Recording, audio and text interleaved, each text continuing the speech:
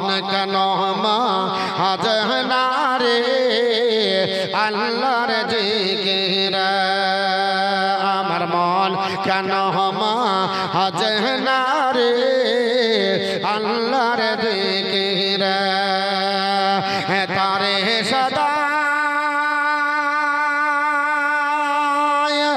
ভোলে থাকি সে তো ভোলে না মোরে আল্লাহর জিকির আমার মন কেন মাজনা রে আল্লাহর জিকির দেখো যার দয়াতে দিবারাতি চন্দ্র সরে দিছে জাতি দেখো যার দয়াতে দিবারাতি চন্দ্র সরে দিছে জাতি বাতাসে বহে পাতি পাতি মেঘেত বৃষ্টি ঝরে আল্লাহর জিকিরে আমার মন কেন মাজনা রে আল্লাহর জিকিরে কে কবে জন্মাবে বলে আগে আহারে পাঠিয়ে দিলে কে কবে জন্মাবে বলে আগে আহারে পাঠিয়ে দিলে হেন দয়াময়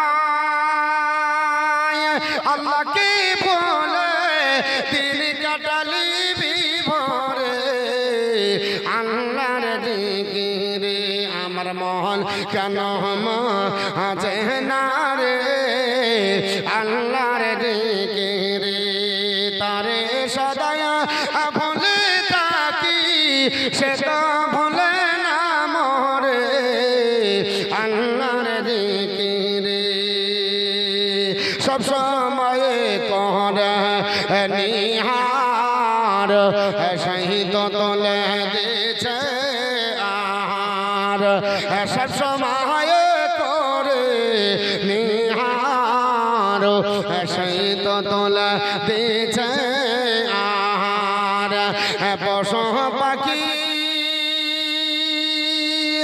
জীবী জানোয়ার দিছে আহার সবারে আল্লাহর জিকিরে আমার মন কেন মাজনা রে আল্লাহর জিকিরে আমার মুসলমান আপনাদেরকে বলছিলাম আমার আল্লাহ পাক বললেন ওয়াল্লাযিনা ইয়াবিতুনা লিরাব্বিহিম সুজদান ওয়া কিয়ামা আমার প্রেমিক প্রেমিকা বান্দা বান্দি যারা যারা রাত্রি কাটাবে কে আমার সাজদায় হাসরের ময়দান কঠিন হবে আপনাদের বলতে চাইছিলাম ও মুসলমান হাসরের ময়দান যতই কঠিন হোক না কেন আমার নবী বলেছে সাহাবারা সাত শ্রেণীর মানুষের কোনো চিন্তা নাই তারা এয়ার কন্ডিশনে থাকবে আল্লাহর আরশের নিচে থাকবে এদের মধ্যে এক নাম্বার হবে ইমামুল আদিল জোরে বল সুবহানাল্লাহ নবী বললেন সাহাবারা এক নম্বরে যারা আরশের নিচে থাকবে তারা হবে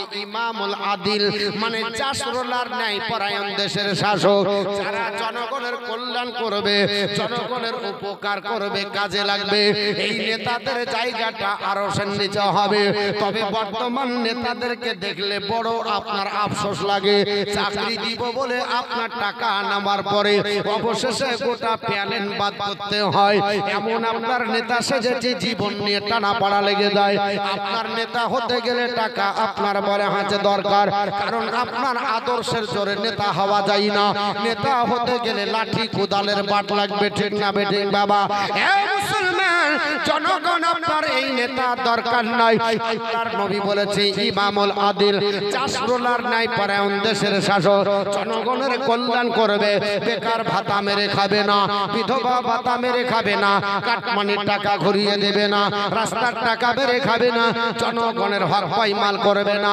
আল্লাহ পাকের নবী বলছে আমার সুন্নতি তরিকায় যারা নেতৃত্ব দেওয়ার পরে জনগণের কল্যাণ করবে জনগণের উপকার করবে এই নেতার জায়গাটা আমি রাসূলুল্লাহ বললাম আরশের নিচে হবে। জোরে বল সুবহানাল্লাহ। বর্তমান যুগে নেতাদের চরিত্র দেখে আপনার বড় ভয় হয়, কারণ আপনার বিশ্বাস উঠিয়ে গেছে, বিশ্বাস রাখতে পারা যায় না। এরা আপনার বিশ্বাসঘাতকতা করে, তবে সবাই না কিছু ভালো আছে বলে আপনার এখনো পৃথিবীতে এই চুন সুরকি বা আপনার ইট পাথর রাস্তায় দেখা যায়। যদি না থাকে কালভেট পর্যন্ত এরা এত আপনার বলে হয়েছে রাক্ষস, কালভেট পর্যন্ত চিবিয়ে খেয়ে নেবে। ঠিক না বেঠিক বাবা? আল্লাহর বান্দা বান্দীরা, আমার একটু দুটো কথা আপনার বাস্তবের সঙ্গে মিল করে শুনবেন। আপনাদের জনগণের জন্য আপনার বার্তা দিয়ে চলে যায়। আল্লাহর নবী ঈসা বললেন, সাহাবারা ইমামুল আদিল হয়ে মারা যাও, জীবন ধন্য হবে। নেতৃত্ব দেওয়াটা হারাম না, নেতৃত্ব দেওয়াটা গুনহার কাজ না। আমার নবীর সুন্নতি তরিকায় নেতৃত্ব দিলে ওর জায়গাটা আমার আল্লাহ আরশের নিচে বানাবে। 2 নাম্বার কারা হবে? আল্লাহর নবী পবিত্র জবান দ্বারা বললেন, হে আমার সাহাবারা, 2 নাম্বার কারা হবে? সাফুন্না সাফিল ইবাদতি রাব্বিহি, যারা যুবক আর যুবতী অবস্থায় আল্লাহর ইবাদত করে বড় হবে। আল্লাহ যুবক যুবতীদের জায়গাটা আরশের নিচে বানাবে। জোরে বল সুবহানাল্লাহ। যুবক আর যুবতী আল্লাহর ইবাদত করে যারা বড় হবে, নবী বললেন ওই যুবক আর যুবতীদের জায়গাটা আরশের নিচে হবে। তবে বর্তমানের যুবক আর যুবতীরা ইবাদত করে আপনাদের দেশে হয়তো করে হেলতাবাদ এলাকায়, কারণ আমি মুর্শিদাবাদ থেকে রায়গঞ্জের খবর বলতে পারবো না। আর চাও জানি, যদি আপনার বলা হয়েছে বলে দিয়ে আমার মার খেয়ে মরণ হবে, বলে বেটা টাকা দিয়ে নিয়ে এসেছি, আমাদের কথা বলো, তোমাদের আপনার কথা শুনবো না। ঠিক না বেঠি? এ মুসলমান পৃথিবীর জমিনে নবী বললেন, সাফুন্না সাফিল ইবাদতি রাব্বিহি, যুবক আর যুবতী অবস্থায় যারা আল্লাহর ইবাদত করে বড় হবে, ওদের জায়গাটা আরশের নিচে আমার আল্লাহ দেবে। তবে বর্তমান যুবক আর যুবতীর একটা বেশি আপনার বলে হয়তো নতুন জামাত চালু করেছে। এই জামাতটা কোনোদিন তাদের কাজা হয় না। এই জামাতটা এশার নামাজের পরে দেখবেন বেশি জোর। ওই জামাতটার নাম হলো পাবজির জামাত। কি নাম বললাম? ওই জামাতটার নাম হলো ফ্রি ফায়ারের জামাত। আপনার বলে হাঁচে 4 দোকানের বেঞ্চে বঞ্চে ঘটা করে দেয়। আপনার ফিল্ডে ফিল্ডে 4 জন 5 জন করে যুবক আর যুবতী বসে। আপনার বলে হাঁচে ঘরের ছাদে বসে যায়, বন্দুক কেরালায় এখান থেকে বৃদ্ধাঙ্গুলে চালাচ্ছে ফ্রি ফায়ার আর পাবজি খেলে খেলে এরা রাত্রি পার করে দেয় 12টার সময়। রাত্রি ঘুমাও না, বেটা বলছে অনলাইনে ক্লাস হচ্ছে, বাপ বুঝে না রাজমিস্ত্রি কি করবে।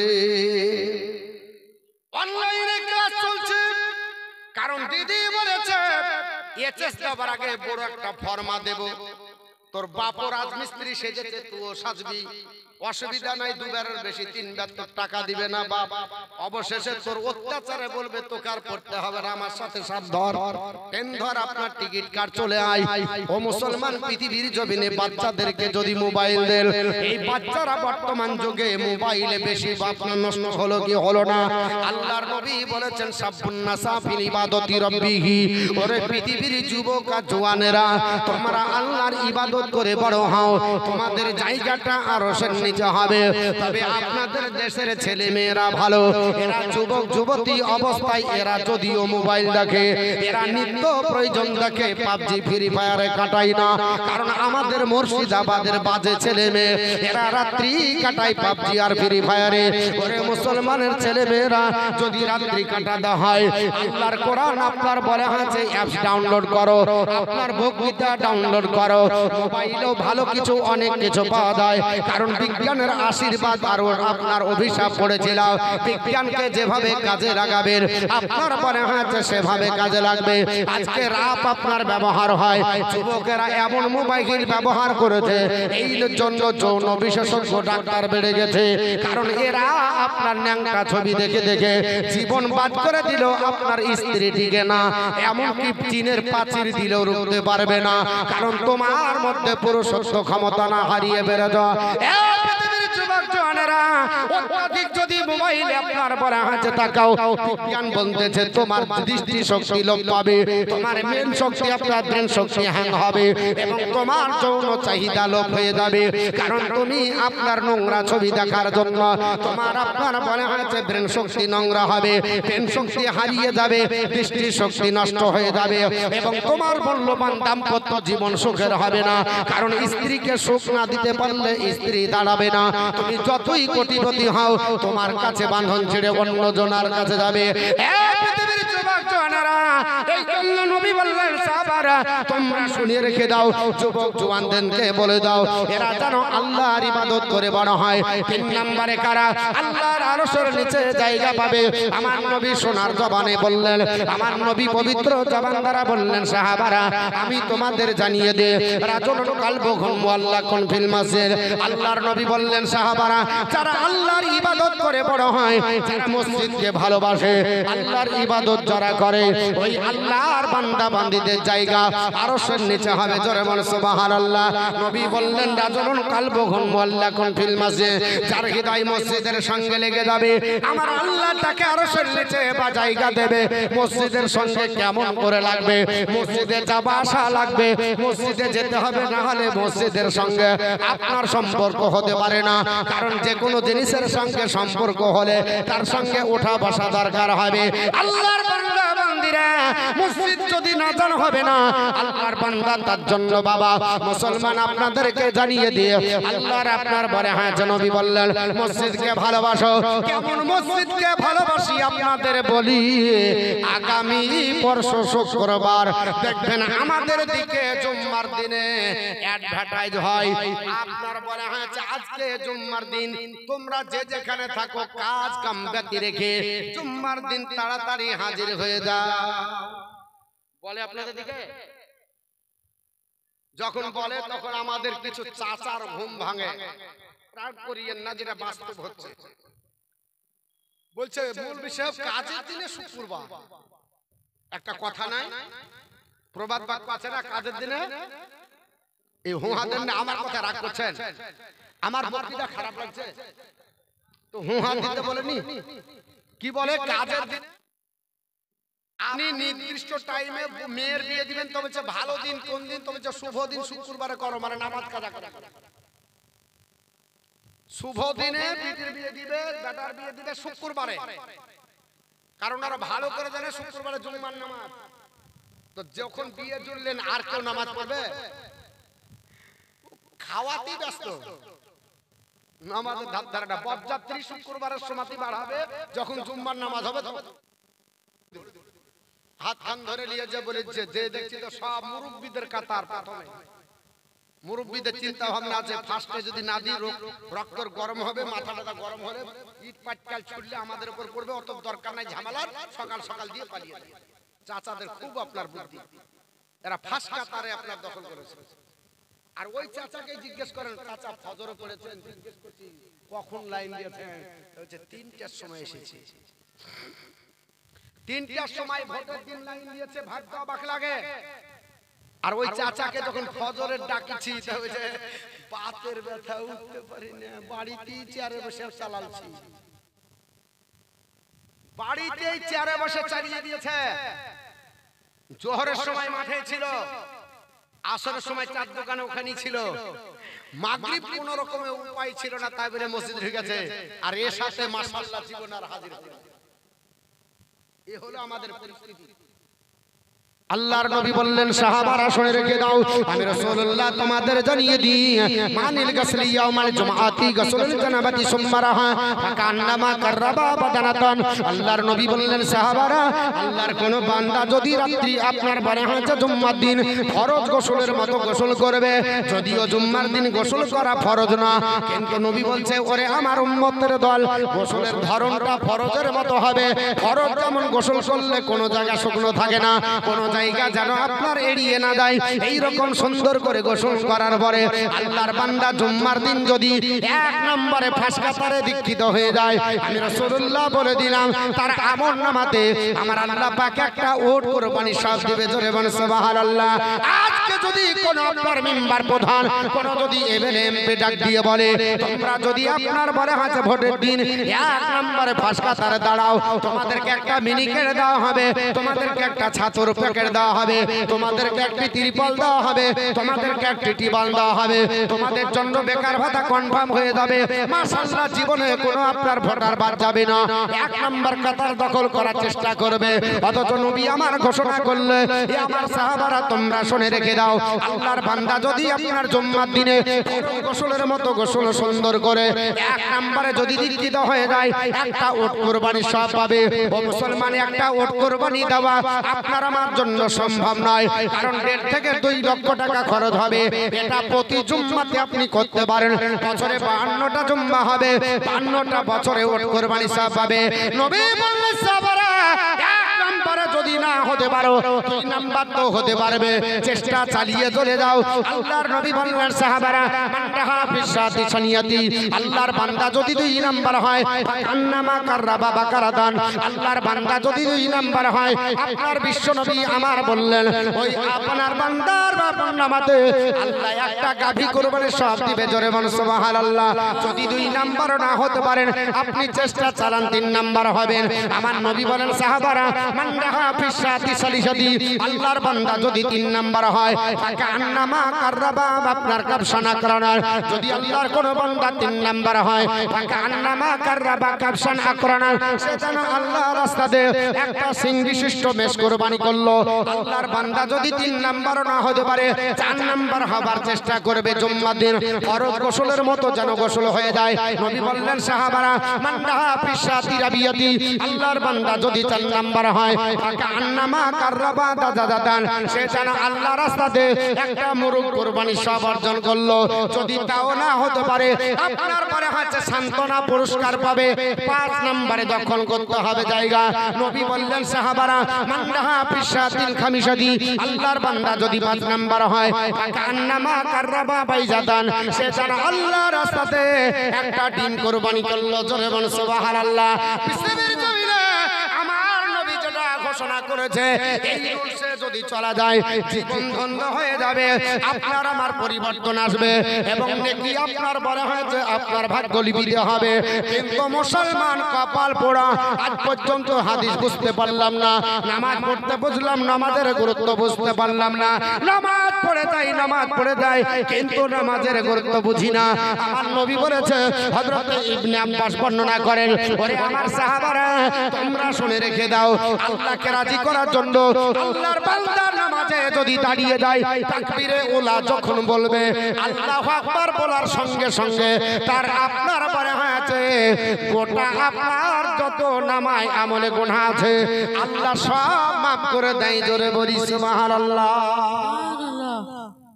কিন্তু কপাল পোড়া, কে মসজিদ আবাদ করবে? এটা মসজিদের জালসা তো নাকি মাদ্রাসা মক্তবের জন্য, তো মসজিদ কে আবাদ করবে? আল্লাহ পাক বলেন ইন্নামা ইয়ামুরু মাসাজিদাল্লাহ মান আমানা বিল্লাহি ওয়াল ইয়াউমিল আখির ওয়া আকামাস সালাতা ওয়া আতাজ যাকাতা ওয়া লাম ইয়াখশা ইল্লাল্লাহ। আমি আল্লাহ পাক তাদের দ্বারাতে আমার ঘর আবাদ করে দেব যারা আমি আল্লাহকে বিশ্বাস করে, আখিরাতকে বিশ্বাস করে, নামাজ কায়েম করে, যাকাত প্রদান করে, আমি আল্লাহ ছাড়া কাউকে ভয় করে না, তারা আমার ঘর আবাদ করবে। জোরে বলুন সুবহানাল্লাহ। সুবহানাল্লাহ। আজ বর্তমান যুগে ভাবতে অবাক লাগে যে আমরা ইবাদত আপনার বলে হাতে কেমন করি কমজোরি আপনি আমি জানি না। ইবাদতের পদ্ধতি ভালো করে আমাদেরকে শিখতে হবে। ইবাদত করব জেনে বুঝে এবং কনফার্ম আল্লাহ পাক নেকি দিবে, তাহলে আমাদের জীবন ধন্য হবে। 3 নাম্বার গেল, সংক্ষিপ্ত আকারে আপনার ব্যাখ্যা করব। বেশি ডিটেইলসে ব্যাখ্যা করতে গেলে সময়ের দরকার, কারণ লাস্ট বক্তা যারা হয় তাদেরকে বক্তব্য হিসাব করে দিতে হয়, আর মুসল্লিদের আপনার ইয়ার শ্রোতাদের ধৈর্য দেখতে হয়। কারণ এখন তো আপনার বক্তব্য শোনা হবে না, সব খাওয়া হবে। এখন তো লাস্ট টাইম, বুঝতে পারলেন? 12টা বাজলে সবার 12টা, এখন ঘুমের টাইম, এখন যতই ভালো ভালো কথা বলেন হাই উঠবে, সিগন্যাল করবে, হয়েছে অনেক, পেট ভরে গেছে, আর কি করবি? হ্যাঁ, এখন চাটনি সরবজা হবে, চাটনি দিবেন মুখরোচক একটু হবে, ওটাই, তাছাড়া কাজ। নবী আমার বললেন সাহাবারা, 4 নম্বরে কারা আল্লাহর আরশের নিচে জায়গা পাবে। নবী বললেন রাজুলান তাহাব্বান ফিল্লাহি ইজতামা আলাইহি ওয়া তাফাররাকান আলাইহি, যদি একে অপরকে ভালোবাসো ওটা আল্লাহর জন্য বাসো, জোরে বলেন সুবহানাল্লাহ। আর একে অপরকে ঘৃণা করো ওটাও যেন আল্লাহর জন্য হয়ে যায়। আল্লাহর জন্য ভালোবাসলে আরশের নিচে জায়গা পাবে, আল্লাহর জন্য যদি ঘৃণা করো তবুও পাবে। আপনারা বলবেন মতিউর রহমান, ভালোবাসা মানুষকে মানুষকে ভালোবাসা এটা তো আল্লাহর কথা, কিন্তু আপনার বলা হয়েছে মানুষকে ঘৃণা করতে হবে, এটা বাকি। আল্লাহর নবী বলেছে মানুষ ওই মানুষকে ঘৃণা করলেও আরশের নিচে জায়গা পাবে, জোরে বলুন সুবহানাল্লাহ। বলে কেমন করে হবে? যদি লোকটাকে ঘৃণা করতে হয়, ওই লোকটা যদি খোদাদ্রোহী হয় বন্ধুত্ব করা চলবে না, যদি রাসূল বিরোধী হয় বন্ধুত্ব চলবে না, মসজিদ মাদ্রাসার বিরোধী হলে বন্ধুত্ব চলবে না, শরীয়তের খিলাফ করলে চলবে না, হোক চাহে মুসলমান চাহে অমুসলিম। যেমন সালমান রুশদি মুসলমানের ছেলে কোরআনের বিপক্ষে স্লোগান দিল, কোরআনকে তার স্যাটানিক ভার্সেস বলে চলো, যত বড়ই লেখক হোক না কেন আমি তাকে লাথি দিয়ে ফেলে দিতে চাই, ঠিক না বেটি? কারণ আমার নবী বলেছে যারা কোরআনের বিরুদ্ধে আচরণ করবে, যারা হাদিসের বিরুদ্ধে আচরণ করবে, যারা আপনার নবী রাসূলের বিরুদ্ধে আচরণ করবে তাকে মানা চলবে না। অতএব সালমান রুশদিকে ঘৃণা করা আপনার আমার জন্য ওয়াজিব হবে। মুসলমানের ঘরের মেয়ে নাম হলো তার তাসলিমা নাসরিন, বাংলাদেশের কীর্তি সন্তান, পৃথিবীর জমিনে আমার নবীর চরিত্রকে কলঙ্কিত করেছিল, আজানকে বেশ্যা নারীর আহ্বান বলে সম্বোধন করেছিল, আল্লাহ পাক পৃথিবীর জমিনে তাকে ধূলিসাৎ করেছে। আমাদের উচিত হবে তাকে ঘৃণা করা। 2020 সালে জানুয়ারি মাসের 1 উইকে দিল্লির সরজমিন থেকে লোকটার নাম হলো ওয়াসিম রেজভি, শিয়া সম্প্রদায়ের ওয়াকফ বোর্ডের চেয়ারম্যান। এই লোকটা কোরআনের বিরুদ্ধে আচরণ করেছিল, কোরআনকে আপনার কোরআনকে বলে চলো 26টি আয়াত রিমুভ করতে হবে, কারণ কোরআন পড়লে মানুষ টেররিস্ট হয়ে যায়, কোরআন পড়লে মানুষ আতঙ্কবাদী হয়ে যায়, কোরআন পড়লে নাকি মানুষ সন্ত্রাসী হয়, কারণ কোরআন পড়তে জানলো না, এর জন্য কোরআন সম্পর্কে উল্টা পাল্টা মন্তব্য করে চলো। আল্লাহর কোরআনকে জিজ্ঞাসা করি, হে কোরআন তুমি বলে দাও তোমাকে পড়লে কি হয়? কোরআন বলছে না না না, আমাকে পড়লে মানুষ হয়, জোরে বলো সুবহানাল্লাহ। সূরাটির নাম হলো সূরা, আপনার বলা হয়েছে আপনার ইউনূস আয়াত নাম্বার 57। মহান রব্বুল আলামিন বলেন, ইয়া আইয়ুহান নাস কাদ জাআকুম মাউইজাতুম মির রাব্বিকুম ওয়া শিফাউল লিমা ফি সুদুর। মহান রব্বুল আলামিন বলে, হে মানব জাতি নিশ্চয় তোমাদের কাছে আমি আল্লাহর তরফ থেকে এসে গেছে একটা নসিহত। এই নসিহতটা অন্য কিছু নয়, এই নসিহতটা হলো আল্লাহর পবিত্র কোরআন। এই কোরআন অনুযায়ী চললে কি হবে? কোরআন অনুযায়ী চললে ওয়া শিফাউল লিমা ফি সুদুর, হৃদয় রোগের আরোগ্য হবে, জোরে বলুন সুবহানাল্লাহ। মানুষের জামা কাপড় পরিষ্কার হয়, বিজ্ঞানের তৈরি সানলাইট ব্যবহার করেন, সার্ফ এক্সেল ব্যবহার করেন, সুফিদ সার ব্যবহার করেন, পবিত্র হবে, দুর্গন্ধ দূর হবে, পরিষ্কার হবে। শরীরে অপরিষ্কার যদি লাগে মার্গো কিয়া লাইফ বয় সাবান ব্যবহার করেন, আপনার শরীরের অপরিষ্কার দূর হয়ে যাবে। মাথা যদি অপরিষ্কার হয়ে যায় শ্যাম্পু ব্যবহার করেন, দুর্গন্ধ দূর হবে, ময়লা মাটি কেটে যাবে। তবে হৃদয়ে যদি ময়লা মাটি লেগে যায়, এক প্যাকেট যদি সার্ফ এক্সেল দেন, পৃথিবীর বিজ্ঞানের তৈরি সার্ফ এক্সেলে হৃদয়ের ময়লা কাটবে না। সাবান একটা গোটা লাইফ বয় কি আমার গো ভরলে হবে না, এক প্যাকেট শ্যাম্পু ভরে দিল ময়লা কাটবে না। আল্লাহর কোরআন বলছে ওয়াসিফাউল লিমা ফি সুদুর, হৃদয় রোগের আরোগ্য হলো কোরআন, জোরে বলেন সুবহানাল্লাহ। আল্লাহর কোরআন পড়ুন, কোরআন পড়লে হৃদয় রোগ ভালো হয়ে যাবে। মুসলমান আজ আপনার কোরআন থেকে দূরে রাখার জন্য আজ মুসলমান পৃথিবীর জমিনে পেছিয়ে পড়েছে। তবে কোরআনকে আপনার আঁকড়ে ধরুন। কোরআন পৃথিবীর জমিনে অথেন্টিক বিধান, পৃথিবীর জমিনে কোরআন আল্লাহ পাক আপনার পাঠিয়েছে। এই কোরআন পৃথিবীর জমিনে কেউ ডিলিট করতে পারবে না। এমনকি পৃথিবীর জমিনে আপনার আজ থেকে 24-25 বছর আগে কলকাতা হাইকোর্টের প্রধান বিচারপতি নাম হলো ম্যাডাম পদ্মা খাস্তেগি, এই কোরআনের বিপক্ষে স্লোগান দিয়ে বলেছিল আল্লাহর কোরআনকে আপনার ডিলিট করে দিতে হবে, কোরআন পৃথিবীর জমিন থেকে ব্যান করে দেওয়া হবে, কোরআনের প্রচার প্রসার হবে না। বলে কেন হবে না? কোরআন পড়ে জনসংখ্যা মুসলমানের বেড়ে যায়। পর্দা কাছতে কি তোমার জানা নাই? আল্লাহর কোরআন যদি তুমি বন্ধ করো পারবে না। আজ থেকে 117 বছর আগে পৃথিবীতে একটা গ্রন্থ রচনা করেছে খ্রিস্টান ধর্মাবলম্বী লেখক, নাম হলো জর্জ বার্নার্ড শ। ওনার গ্রন্থটার নাম হলো জেনুইন ইসলাম, ভলিউম নাম্বার 1, পৃষ্ঠা নাম্বার 69। তার মধ্যে তিনি আপনার বলে হয়েছে নির্দ্বিধায় বললেন, if any religion has the chance of ruling over England Europe within the next 100 years it can only be Islam. উনি বললেন জগৎবাসীরা পৃথিবীর জমিনে আগামী 100 বছরের আগে পৃথিবীর জমিনে শুধু ইংল্যান্ডে নয় গোটা ইউরোপ মহাদেশে যদি কোনো ধর্ম আধিপত্য বিস্তার করতে পারে, যদি আপনার বলে হচ্ছে করাত্ম করতে পারে, তাহলে এই ধর্মেরটার নাম হবে ইসলাম। জোরে বলুন সুবহানাল্লাহ। কিতাবটাকে বন্ধ করা দরকার ছিল, পারলে না। পৃথিবীর জমিনে জর্জ বার্নার্ড শর কিতাব বন্ধ হলো না, আর আজকে তুমি বলছো বন্ধ করবে। যদি বন্ধ করতে হয় চ্যালেঞ্জ করো। মুসলমানকে সেই দিন যেতে হয়েছিল না, তবে আপনার কলকাতাতে চ্যালেঞ্জ করার জন্য একজন অমুসলিমকে চলো, লেখকটার নাম হলো আপনার বলা হয়েছে ডক্টর অসিত কুমার বন্দ্যোপাধ্যায়, ক্যালকাটা ইউনিভার্সিটির স্বীকৃতিপ্রাপ্ত বাংলা সাহিত্যের ইতিহাসের লেখক। লেখকটির নাম ডক্টর আপনার অসিত কুমার বন্দ্যোপাধ্যায়। যারা কলকাতা যাবেন দেখবেন বাংলা সাহিত্যের ইতিহাস 5ম খণ্ডে লেখা আছে। ডক্টর অসিত কুমার বন্দ্যোপাধ্যায় বলেছিলেন, এ ম্যাডাম তোমার মাথাতে রুই পোকা ঘুন পোকা লেগেছে, পৃথিবীর আর কোন গ্রন্থ বন্ধ করা সম্ভব হতে পারে, কিন্তু আল্লাহর কোরআন বন্ধ করা সম্ভব হবে না। ম্যাডাম বলেছিল কেন হবে না? আমি কোরআন বন্ধ করে দেব, মসজিদে মাদ্রাসায় তেলাওয়াত হবে না। এই কোরআন পড়ার জন্য মুসলমানের জনসংখ্যা বেড়ে যায়, কারণ পৃথিবীর জমিনে বিজ্ঞানীরা বলেছে আজ 2024 চলছে, আগামী 2040 সালে গোটা বিশ্বের মাটিতে জনসংখ্যা মুসলমান হবে 1 নম্বরে। জোরে বলুন সুবহানাল্লাহ। 1 নম্বরে জনসংখ্যা মুসলমান হবে। এদের মাথায় টনক নিয়েছে, এর জন্য জন্ম নিয়ন্ত্রণ করো। জন্ম নিয়ন্ত্রণ যদি না করা যায়, আমরা একটা নিয়ে বন্ধ, মুসলমান তো ছাড়ে না, মাঝে মাঝে 4-5টা হয় কি হয় না বাবা। এর জন্য জন্ম নিয়ন্ত্রণ করতে হবে। আপনার সার্টিফিকেট 3টার বেশি যদি হয়ে যায়, আপনি যাবার পরে জন্ম সার্টিফিকেট পেতে আপনার কষ্ট হবে, কারণ জন্ম দিবেন আপনি, ভাত খাওয়াবেন আপনি, ওয়ার আপনার ব্যথা লাগবে, মনে হচ্ছে ওই ভাত দিবে বাবা। পৃথিবীর জমিনে আজকে নবী আমার বলেছে আমার উম্মত বাড়াও, উম্মত বাড়াও, উম্মত বাড়াও, মুসলমানের জনসংখ্যা বেড়ে যাবে। তাই আপনাদেরকে বলতে চাইছিলাম, মুসলমান পৃথিবীর জমিনে আপনার মুসলমান 1 নম্বরে দাঁড়িয়ে যাবে। তো আপনার বলে হচ্ছে ম্যাডাম পর্দা কাছ থেকে আল্লাহর কোরআন বন্ধ করে দিবে, চ্যালেঞ্জ ঘোষণা করে দিল। আজ থেকে 25 বছর আগের ঘটনা বলছি বাবা। আমাদেরই কলকাতার হাইকোর্টের প্রধান বিচারপতি ম্যাডামের নাম ম্যাডাম পর্দা কাছ থেকে ডক্টর অসিত কুমার বন্দ্যোপাধ্যায় বলেছিলেন, এই ম্যাডাম আপনার ভুল হচ্ছে, কোরআন বন্ধ করা সম্ভব হবে না, বলে আমি চ্যালেঞ্জ করছি বন্ধ হবে। উনি বললেন তাই যদি হয়, বাজারে 300 টাকা দিয়ে কোরআন পাওয়া যায়, কোরআন নিয়ে এসো, বস্তায় ভরো, রামায়ণ বস্তায় ভরো, মহাভারত বস্তায় ভরো, গীতা বস্তায় ভরো, কোরআন বস্তায় ভরো, জিন্দাবাস্তা বস্তায় ভরো, ত্রিপিটক ভরো, গ্রন্থ সাহেব ভরো। এইভাবে মুখ বাঁধার পরে হাওড়া ব্রিজে নিয়ে যাও, জলাশয়ে নিমজ্জিত করো, 1 বছর সময় দেব, রামায়ণ তৈরি করো, বাল্মীকি রচনা করা রামায়ণ তৈরি করে দেখাতে হবে।